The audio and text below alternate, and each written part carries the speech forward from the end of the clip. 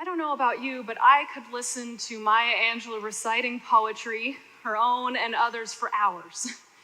Her deep, soulful voice is distinctive, soothing, powerful. She is known most for her 1969 autobiography, I Know Why the Caged Bird Sings. She's known for her poems Still I Rise and Phenomenal Woman, for reciting her poem On the Pulse of Morning at the 1993 presidential inauguration of Bill Clinton. But Angelou's life and voice have not always been like this.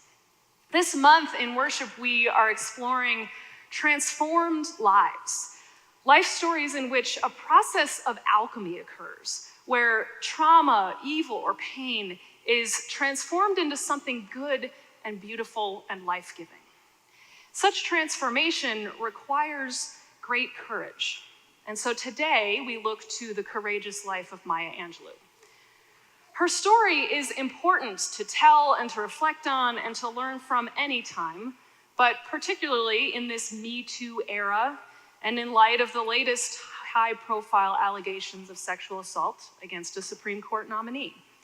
It's important to tell the truth, and it's important to tell stories also of people who have been able to overcome trauma and who have transformed the hardship of their lives into a positive force. In this time, we need examples of people who have embodied Angelou's poem, Still I Rise. The woman that we know as Maya Angelou was born Marguerite Johnson. She's Maya because her brother Bailey called her Maya sister when he was little. And Angelou was her former married name, which she chose to use professionally starting in the 1950s. When she was 3 years old, her parents split up and her father sent her and her brother Bailey to Stamps, Arkansas, to live with his mother, known as Mama. Mama ran a store in town and was a well-known figure in the community. Maya's childhood was shaped by the segregation of the Deep South, by the Black community in which she was raised, and by the instability of her family. When she was 7 years old, her father all of a sudden showed up in Stamps and brought Maya and her brother back to live with their mother in St. Louis. It was there that Maya was sexually abused by her mother's boyfriend, Mr. Freeman. This was, sadly, the first real physical contact that she had had from any family. She writes about the experience in her autobiography from the point of view of her childhood self, suspending all adult judgment and writing only of what she was thinking and feeling at the time. Mr. Freeman told her that if she revealed to anyone what happened, that he would kill Bailey, the person she loved most in the world. It didn't take long, however, for her family to find out and for Mr. Freeman to be arrested. At the trial, she was asked whether he had touched her before, and she lied, saying no. A few days later, Mr. Freeman was found dead. When Maya learned that Mr. Freeman had been killed, she was horrified, and she blamed herself. She concluded that it was her lie in court that had caused his death, and so she vowed to remain silent, talking only to her brother Bailey. If her voice was that powerful, she could not bring herself to use it. After some time, her family sent her and Bailey back to Stamps, which was somewhat of a relief for her. As she wrote, "Nothing more could happen, for in Stamps nothing happened. Into this cocoon I crept." At first, her family accepted her silence, but after the doctor declared that she was healed, they expected her to return to life as it had been. When she refused to be the child they wanted her to be, they called her impudent and uppity and punished her physically. For 5 years, Maya refused to speak, fearing that her voice had the power to harm others. She was certain that she had, as she said, forfeited her place in heaven forever. As she later wrote, "I could feel the evilness flowing through my body and waiting, pent up, to rush off my tongue if I tried to open my mouth. I clamped my teeth shut, I'd hold it in.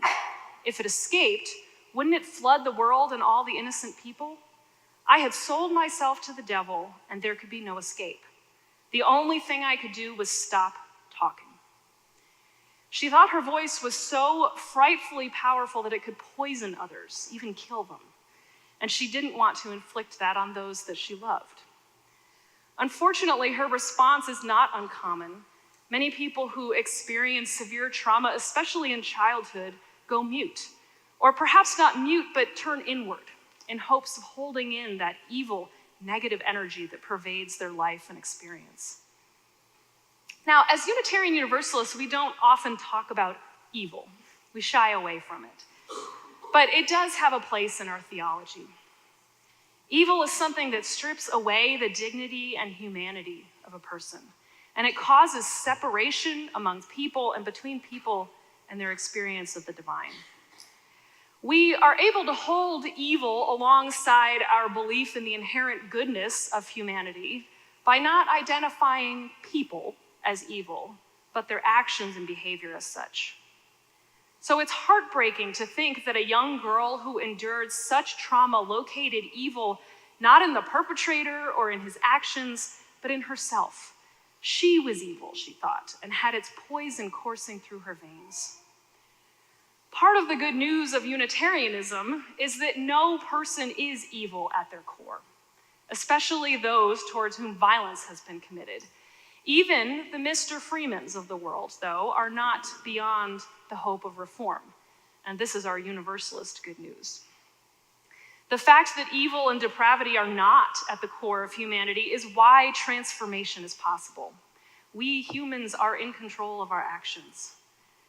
There may be moments in your life where you've faced evil, perhaps not as severe as this example, but situations in which you were hurt, and your response was to retreat or to withdraw into a cocoon or to stop speaking to others for some time. Or perhaps you're at this moment in your life right now. The life of Maya Angelou points toward a way that we can overcome these times, whether the evils are big or small.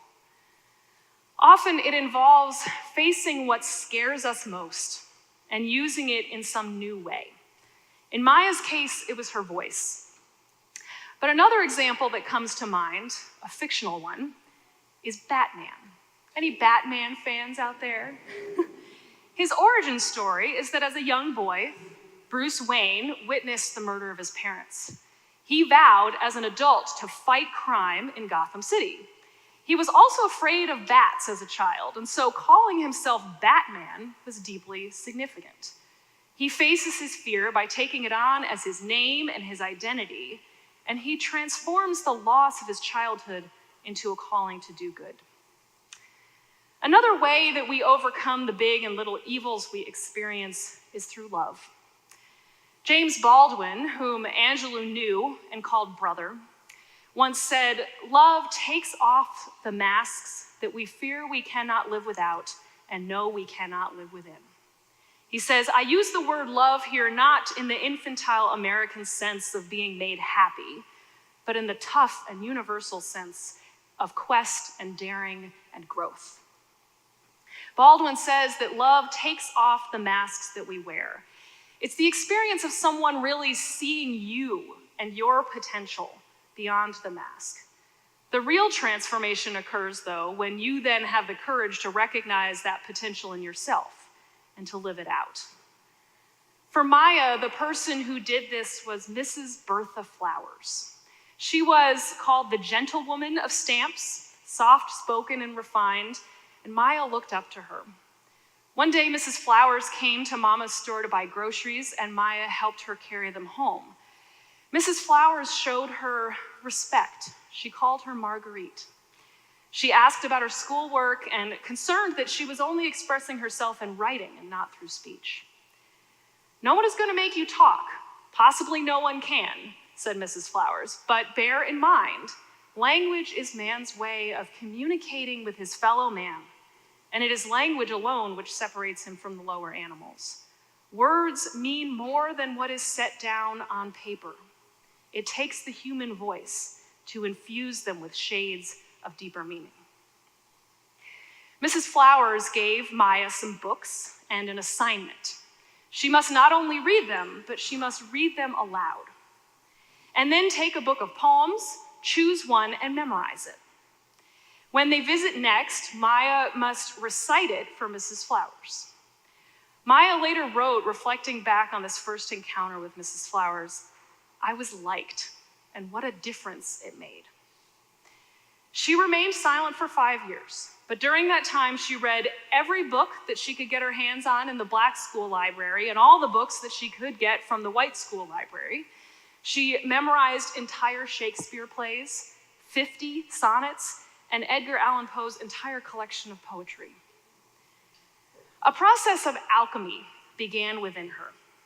By reading and reciting poetry and prose from the world's great writers throughout history, words took on a new meaning for her. Rather than imprisoning her in fear, words began liberating her. Alchemy is a process of transformation like one that turns lead to gold. It has an element of holy mystery to it. And it's not about finding the silver lining in something terrible, but rather about transforming it entirely. In Maya Angelou's case, alchemy was the process of turning something evil and bad and painful into something beautiful, hopeful, and life-giving. Rather than weaponizing her pain and turning it outward toward others, Maya did the exact opposite.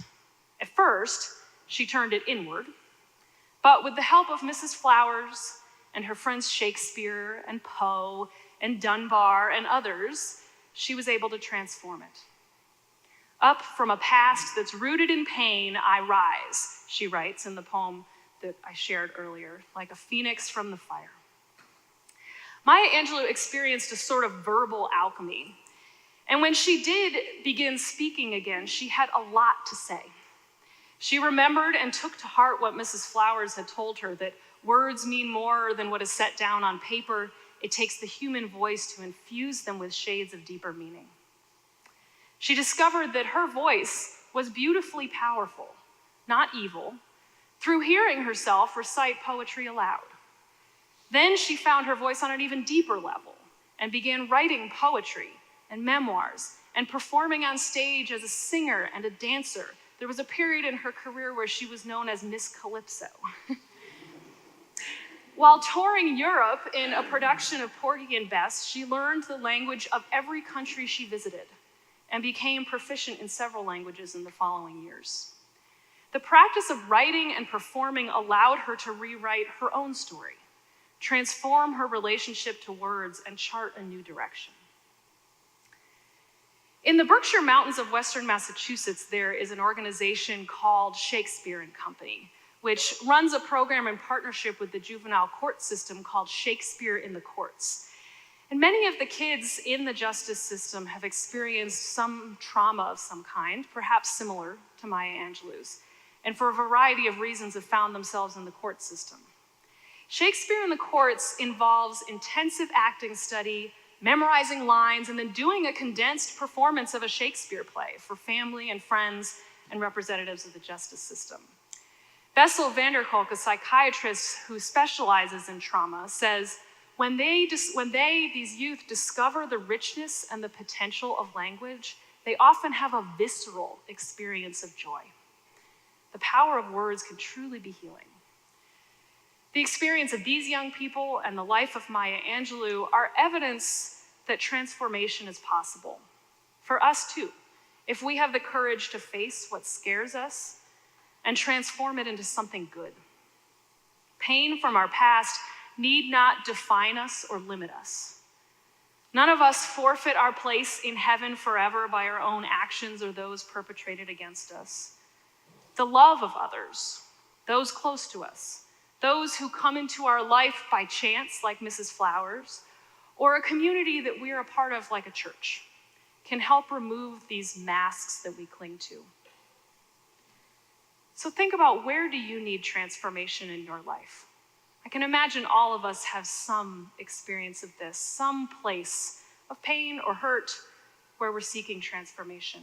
Or perhaps there's a place where that alchemy is already at work within you.